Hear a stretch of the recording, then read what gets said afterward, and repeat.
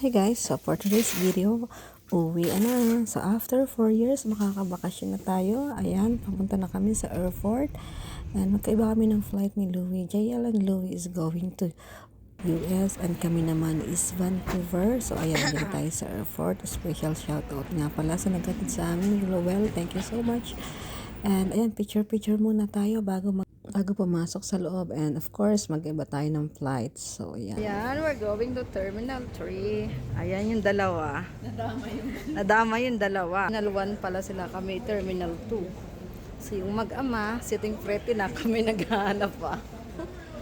Ayan. So may train pala guys going to Terminal 2 from Terminal 1, vice versa, and it's free. So hindi namin to alam. Discover lang namin. Ayan, almost ang tagal namin ni nanay. So ay wait lang kami.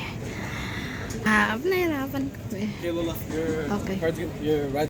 Story time muna tayo ng mga nangyari sa airport. So, i-meet up namin si Jess sa airport kasi magpapadala siya. Then, pumunta kami sa kiluhan. Pinakilo muna namin isa-isa at saka kami naghiwalay.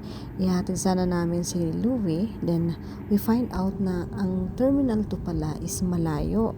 So, ayun, magbubook sana kami ng Uber pero nalaman namin or nagtanong-tanong kami na may free train pala going to Terminal 2. And yun, iniwan na rin kami ni Jess doon sa ano. Then, after that, oh my God, doon ko na discover na na-scam pa pala ako dahil mali ang na-download ko, guys. Mali ang na-download ko na sa e-travel sa Pilipinas. So, yun, tuloy nag-haul kami ni nanay sa oras pagdating namin sa terminal. Dapat kakain pa kami, order sa gate, pero wala na, diretso check-in na kami, kaya ngarag kami. Bye, yun lang.